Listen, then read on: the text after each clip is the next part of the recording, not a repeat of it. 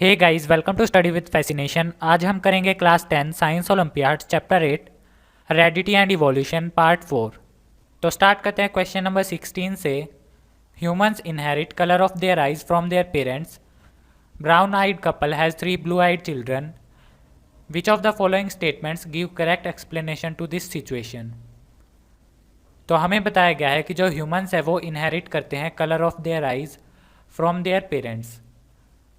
तो जो हमारे दोनों पेरेंट्स हैं उन दोनों का आई कलर है हमारा ब्राउन, और जो उनके चिल्ड्रन हैं उनकी आई का कलर है ब्लू।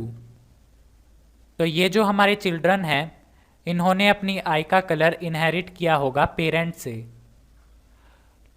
तो जो हमारे पेरेंट्स हैं उनके पास एक ब्लू आई का अलील भी प्रेजेंट होगा, इसीलिए जो उनके चिल्ड्रन हैं उनके पास है ब्लू आई, यानी कि पेरेंट्स के अंदर भी ब्लू आई का अलील प्रेजेंट है। लेकिन जो पेरेंट्स का कलर है वो है हमारा ब्राउन। तो दोनों पेरेंट्स के अंदर हमारा ब्राउन कलर है और जो चिल्ड्रन है वो तीनों हमारे ब्लू आई कलर के हैं। हमें बताना है इनमें से कौन सी स्टेटमेंट करेक्ट है इस सिचुएशन के अकॉर्डिंग। सबसे पहले है first, each parent has an allele for brown eyes and an allele for blue eyes. ये स्टेटमेंट है हमारी करेक्ट। ईच पेरेंट के अंदर एक ब्राउन आई का अलील है और एक ब्लू आई का अलील है। इसके बाद है second, the allele for blue eye is recessive. ये भी स्टेटमेंट है हमारी करेक्ट। जो हमारी ब्लू आई है इसका अलील रिसेसिव है, क्योंकि पेरेंट्स के अंदर ब्लू अलील हमारा प्रेजेंट है लेकिन फिर भी उनकी आई का कलर ब्राउन है, यानी कि ब्राउन हमारा डोमिनेंट है और ब्लू हमारा रिसेसिव है। तो ये भी स्टेटमेंट है करेक्ट। इसके बाद है third, the probability that their next child will have blue eyes is 0.75। जो हमारी प्रोबेबिलिटी है ब्लू आई की उनके नेक्स्ट चाइल्ड में वो है हमारी 0.75। ये हमारी इनकरेक्ट है। सबसे पहले हम निकालते हैं प्रोबेबिलिटी। तो ब्राउन को हम रिप्रेजेंट करते हैं कैपिटल बी से और ब्लू को रिप्रेजेंट करते हैं स्मॉल बी से। तो ये है हमारे दो पेरेंट्स, इनकी हम करते हैं क्रॉसिंग। तो सबसे पहले होगा कैपिटल बी, उसके बाद होगा कैपिटल बी स्मॉल बी, उसके बाद होगा कैपिटल बी स्मॉल बी, और लास्ट में होगा स्मॉल बी और स्मॉल बी। जो हमारा फर्स्ट केस है ये है हमारा ब्राउन का, सेकंड केस भी है हमारा ब्राउन का, थर्ड केस भी है हमारा ब्राउन आई का, लेकिन जो लास्ट केस है इसके अंदर दोनों अलील्स हमारे रिसेसिव हैं। तो ये होगा हमारा ब्लू आई। तो जो हमारी ब्लू आई की प्रोबेबिलिटी है वो है हमारी 0.25, और जो हमारी ब्राउन आई की प्रोबेबिलिटी है वो है हमारी 0.75। तो थर्ड स्टेटमेंट हुई हमारी इनकरेक्ट। इसमें लिखा गया है ब्लू आई की प्रोबेबिलिटी है 0.75, और जो फोर्थ स्टेटमेंट है ये भी है हमारी इनकरेक्ट। इसमें लिखा गया है ब्राउन आई की प्रोबेबिलिटी है 0.5।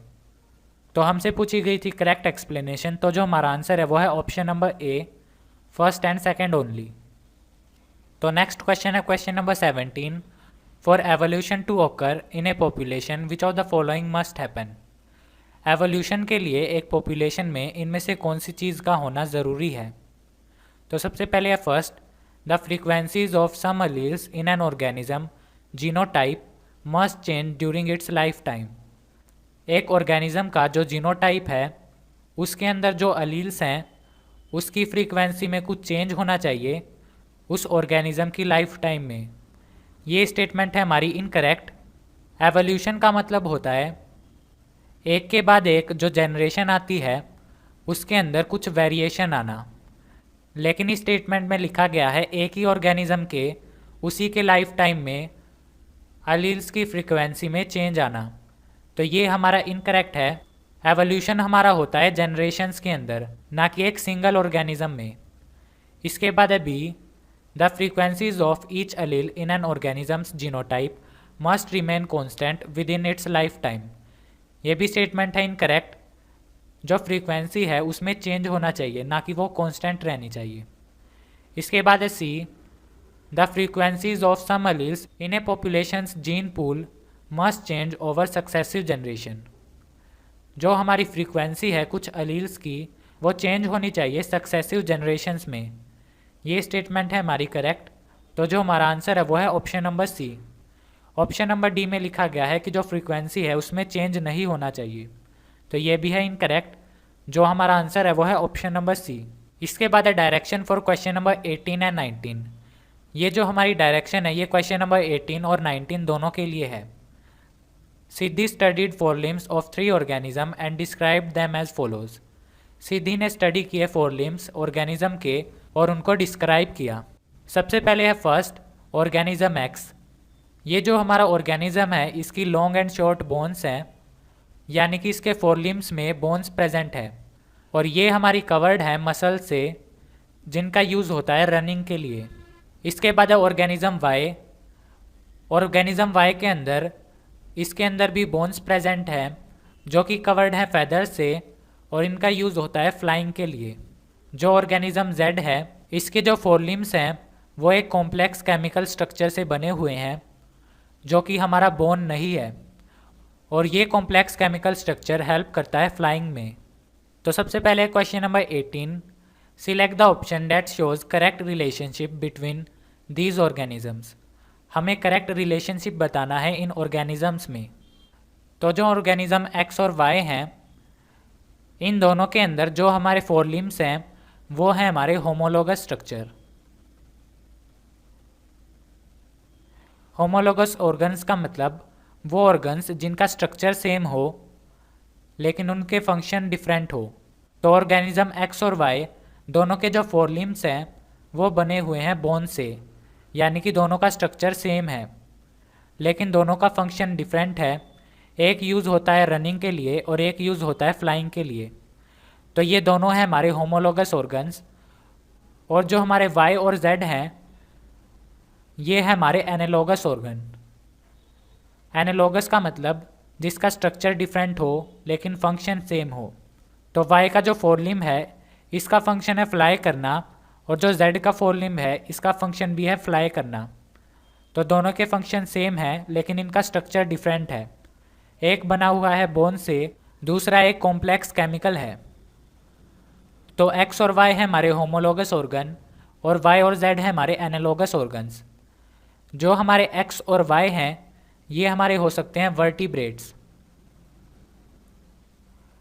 और जो हमारा ऑर्गेनिज्म जेड है ये हमारा कोई इंसेक्ट हो सकता है, क्योंकि इंसेक्ट्स के जो विंग होते हैं वो हमारे बने होते हैं कॉम्प्लेक्स केमिकल से।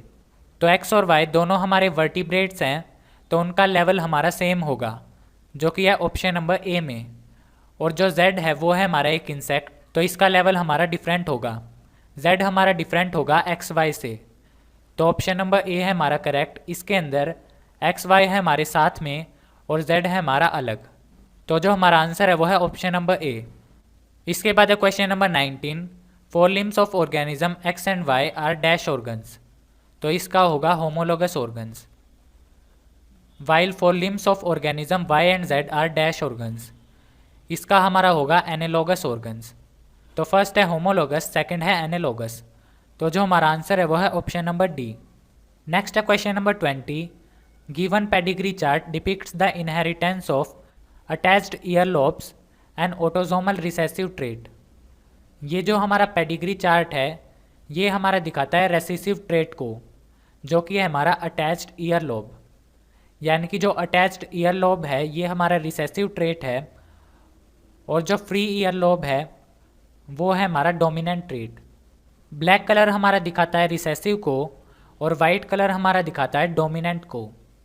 ये हमें इसीलिए पता चला क्योंकि इनका क्रॉसिंग करने पर जो हमारा वाइट कलर है वो हमारा ज़्यादा अमाउंट में है, यानी कि जो वाइट है वो हमारा डोमिनेंट को दिखाता है।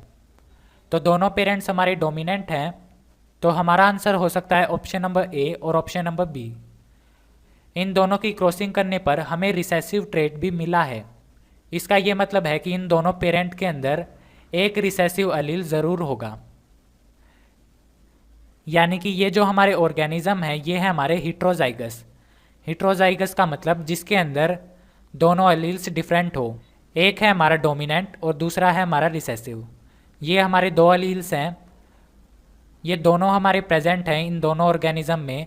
तो जो हमारा आंसर है वो है option number A, parents are heterozygous dominant.